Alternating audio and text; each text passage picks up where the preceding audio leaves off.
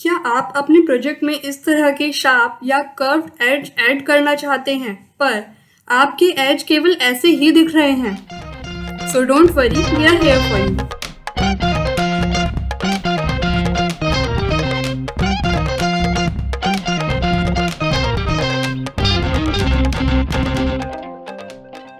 Hello guys, welcome back to Attireation and if you are new here let me introduce my. मेरा नाम है मुस्कान और इस channel पर हम 3D डिजाइनिंग सॉफ्टवेयर और फैशन से रिलेटेड कई टॉपिक्स के बारे में आपको इन्फॉर्मेशन देते हैं। अगर आपको शार्प एज क्रिएट करना है और अपनी इंटरनल लाइंस इस तरह से सेपरेट प्लेस की हुई हैं और फिर उस पे सेगमेंट टॉप स्टिच या फिर फ्रीज टॉप स्टिच की मदद से आपने स्टिचिंग अप्लाई की हुई है, तो आपको कॉर्नर कुछ ऐसे दिखाई दे रहे होंगे और इसे कन्वर्ट करने के लिए आपको इन लाइंस का इंटरसेक्शन पॉइंट क्रिएट करना होगा जिससे हम इसमें चेंजेस कर सकें।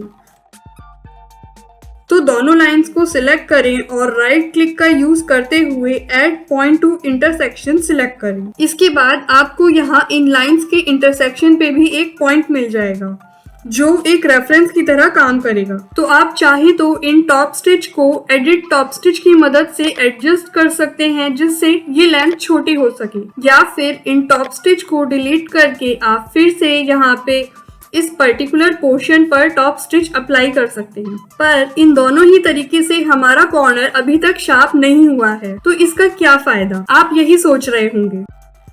पर ऐसा इसलिए हुआ क्योंकि हमारी स्टिच लाइन एक्चुअल लाइन से थोड़ा दूर है, इसलिए वो वहां तक आने की कोशिश कर रही है। तो टॉप स्टिच की प्रॉपर्टी एक्टिवेट करें और ऑफसेट के ऑप्शन में जाकर इसकी वैल्यू बिल्कुल 0 करें।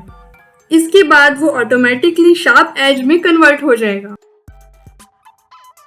और अगर बाय चांस आपने अपनी इंटरनल लाइंस उसी शेप में क्रिएट करी हैं जिसमें आपको टॉप स्टिच चाहिए, तो आपको सोचने की कोई जरूरत नहीं है, बस ऑफसेट का ध्यान रखें और वो शेप परफेक्ट बन जाएगी। पर अगर आपको यहाँ शार्प कॉर्नर की जगह कर्व कॉर्नर चाहिए, तो आपको अपने एडिट टूल की मदद से 2D विंडो में उस स्टिच लाइन को सिलेक्ट करना होगा और फिर प्रॉपर्टी एडिटर में जाकर कर्व वैल्यू ऑप्शन को टिक करना होगा और इस स्लाइडर को अपनी नीड के अकॉर्डिंग एडजस्ट करना पड़ेगा। पर ये क्या, हमारी लाइंस पर तो कोई फर्क ही नहीं पड़ रहा। ऐसा इसलिए क्योंकि अभी ये 2 अलग अलग टॉप स्टिच लाइंस हैं, तो उसे क्या पता कि कॉर्नर कहाँ पे क्रिएट हो रहा है। तो आपको अपने एडिट टॉप स्टिच की मदद से इन दोनों टॉप स्टिच को डिलीट करना होगा और फिर हमें अपने इन 2 अलग पॉइंट्स को जो ओवरलैप भी हो रहे हैं उन्हें मर्ज करना होगा।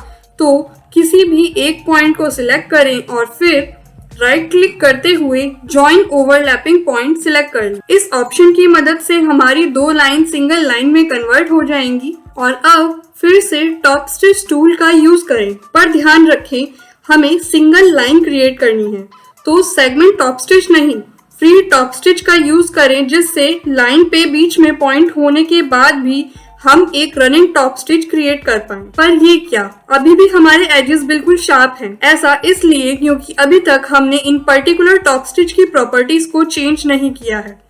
तो इसे सिलेक्ट करें और वो स्टेप फॉलो करें जो हमने अभी पहले बताए थे, प्रॉपर्टी, कर्व्ड और फिर the curve value you need.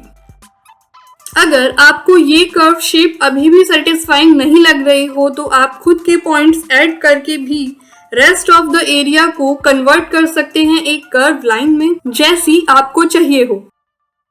तो आप चाहे तो अपनी रिक्वायरमेंट टॉप स्टिच शेप को इंटरनल लाइन की मदद से क्रिएट कर सकते हैं या फिर कुछ अवेलेबल ऑप्शंस का यूज करके डिजायर्ड शेप पा सकते हैं।